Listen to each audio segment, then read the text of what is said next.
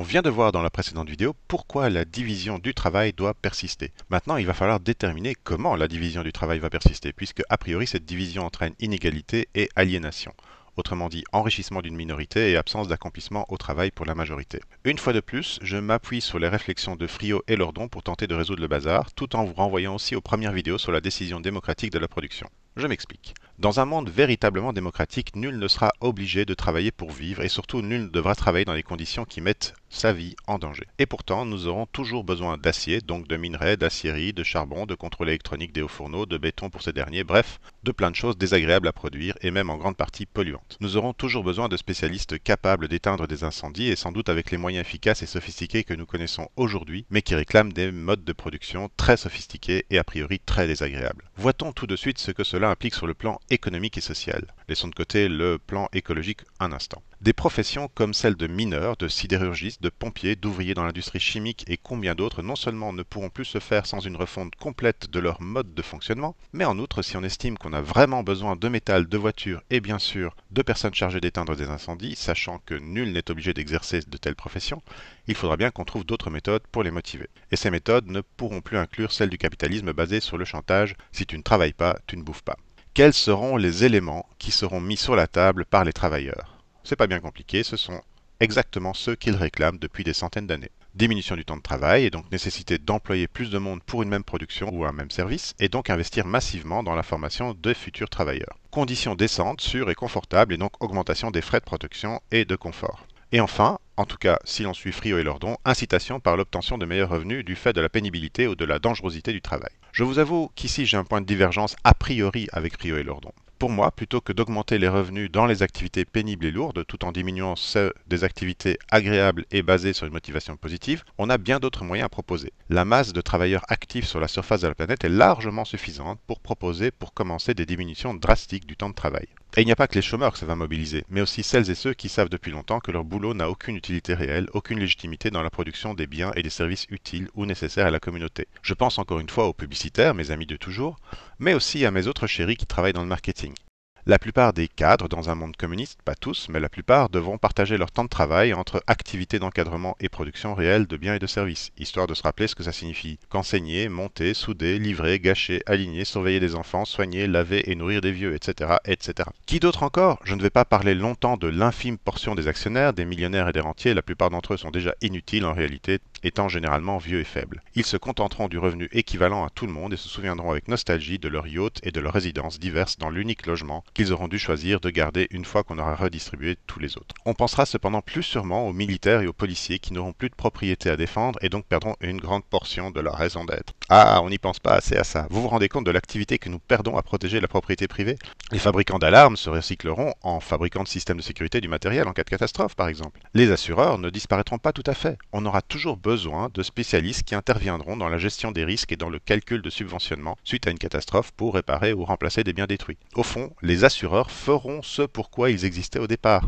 Ils assureront qu'après un accident, on sera vraiment certain de ne pas perdre ce qui nous était utile ou nécessaire. Et ils veilleront, en participant au cercle de décision démocratique, à ce que les ressources soient bien distribuées. Il y en a d'autres aussi. Lorsque j'étais secrétaire dans un cabinet d'avocats, j'avais réalisé qu'environ 9 cas sur 10 traités par mon patron étaient motivés par des conflits patrimoniaux, autrement dit par l'existence même de la propriété privée. Alors, je ne connais pas les statistiques réelles à l'échelle de la justice dans son ensemble, mais je suis convaincu qu'avec la disparition de la propriété privée, la plupart des avocats, des juges, des procureurs verront tout à coup leur agenda s'alléger. Bon, je m'arrête ici, mais je suis convaincu que vous auriez d'autres exemples de bullshit jobs, pour reprendre la belle expression du regretté David Graeber, à me proposer en commentaire. Dans un autre ordre d'idées, certains jobs indispensables, mais peu ou pas qualifiés, pourraient par ailleurs faire l'objet de charges tournantes dans la communauté, comme l'entretien des voiries, le ramassage des poubelles ou le nettoyage des bâtiments publics par exemple. Pourquoi devrait-on réserver ce type d'activité à des professionnels qui s'emmerderont souvent littéralement dans leur boulot? D'ailleurs, qui exercerait volontiers 35 heures par jour pour un salaire bas, voire très bas, ce type d'activité s'il n'y est pas obligé? Or, ce sont des activités essentielles. Donc, soit on devra les distribuer par petits paquets d'heures par semaine à celles et ceux qui pourront consacrer 6 jours sur 7 à faire autre chose que travailler, soit on se partagera les corvées. Moi, je vous avoue que je suis tout à fait prêt à nettoyer des bâtiments publics, mettons 2 mois sur l'année, si je peux passer les 10 mois suivants à lire, écrire et visiter les recoins de ma Toscane chérie à dos de Baudet, comme a dû le faire Montaigne. Je travaillerai même la nuit des mois de janvier et février s'il le faut pour bénéficier d'un revenu de 2 000 € par mois et me contenter d'un appartement 2 ou 3 pièces, puisque je n'y serai jamais. Je serai dans les bibliothèques, dans les musées, sur des sites archéologiques, à admirer mes anciens collègues faire ce boulot magnifique qui consiste à découvrir de quelle manière nos ancêtres se faisaient exploiter. Mais revenons à notre production pénible et dangereuse. Avec un exemple. Imaginons que la génération Tesla veuille toujours consacrer un hôtel à la voiture individuelle hyper sophistiquée électrique et pour les moins cons autonome. Après tout, démocratiquement parlant, on ne peut empêcher une population de désirer quelque chose. Le seul problème, c'est que pour faire une voiture, il faut déjà pas loin d'1 tonne de fer et d'acier et 100 kg d'aluminium, plus de petites quantités de carbone, cuivre, silicone divers, plomb, zinc, manganèse, chrome, nickel, magnésium, soufre, etc. Bon, mais donc pour commencer, il faut bien les trouver toutes ces matières. Et toutes ne sont pas recyclables sur les anciens véhicules pratiques qui est d'ailleurs loin d'être généralisé dans l'industrie métallurgique. Bref.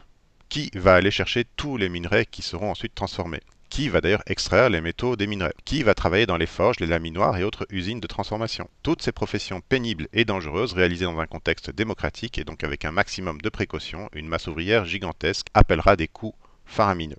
Et c'est là qu'on s'apercevra que le coût social réel d'une voiture n'est pas à la portée des individus. Sans compter que l'acier utilisé pour faire nos belles voitures nécessite encore du charbon. Entre autres choses, c'est compliqué, on va se contenter du charbon. Or, le charbon sert aussi bien à faire fondre le fer que comme composant de l'acier. Indispensable charbon, bien polluant donc. Suivant la méthode, la fabrication d'une tonne d'acier réclame jusqu'à 2 tonnes de CO2. Et même si on recycle de l'acier, les fours électriques qui s'en chargent émettent encore de 300 à 700 kg de CO2. Même en courant derrière les méthodes de réduction du minerai de fer plus éco-friendly, on ne sort pas du problème de la pollution. On n'a même pas encore parlé des composants électroniques, des batteries ou même des moteurs non thermiques. Alors bien sûr, aujourd'hui, ce sont souvent des machines qui extraient le charbon. Mais qui fabrique les machines? Par ailleurs, j'espère que vous le savez, les mines à ciel ouvert qui sont les plus usitées de nos jours sont des catastrophes environnementales à côté desquelles les corons, les terrils et les puits de mines sont des paradis écologiques. Et tout ceci sans compter que dans de nombreux pays, comme en Chine ou en Amérique latine, ce sont encore des catastrophes humanitaires. Mais imaginons que la Bolivie, le Brésil et l'Équateur deviennent de vrais États démocratiques et communistes. Comment allons-nous convaincre leur population de bien vouloir se tuer à la tâche pour fournir à nos usines les précieux métaux et terres rares dont elles ont besoin? Retournez la question. Et si nous détenions des minerais dont l'Amérique latine a besoin, seriez-vous prêt à descendre dans des mines sombres, dégueulasses, porteuses de silicose et de grisou, pour leur permettre de fabriquer des gadgets dont ils pourraient se passer en faisant un petit effort? Et je parle de l'Amérique latine, mais dans le Donbass, il y a toujours des mines de charbon à l'ancienne, dans lesquelles on compte encore parfois des morts et qui n'ont rien à voir avec le conflit actuel. Dans un monde démocratique et communiste, les régions où l'on extrait le fer, le charbon et chacun des composants indispensables à la production de ces appareils verront pousser des conseils démocratiques, tels que je les ai décrits dans les 2 premières vidéos et qui poseront leurs conditions. Et donc, les coûts de chacune de ces merveilles, lesquelles apparaîtront aussi individuellement inaccessibles. C'est donc bien collectivement, tant localement que nationalement, voire internationalement, que l'on pourra envisager la production de véhicules à la fois utiles, écologiques et socialement acceptables. Au fond, l'humanité ne renoncera à rien. Elle mesurera le poids social de chacun de ses désirs. Et je crois qu'après vous avoir renvoyé aux 2 premières vidéos, qui vous conduiront aux 4 suivantes, et qui vous ramèneront aux 2 dernières, dont celle-ci, je peux clôturer ce premier cycle de 8 vidéos de réponse. Vu son succès très relatif, j'ai pour ambition maintenant de produire des récits encore plus concrets, qui auront pour vocation de rendre ce mode d'organisation économique et sociale, le communisme horizontal, l'anarchisme, comme vous voudrez, plus clair et donc encore plus désirable qu'il ne l'est à mes yeux.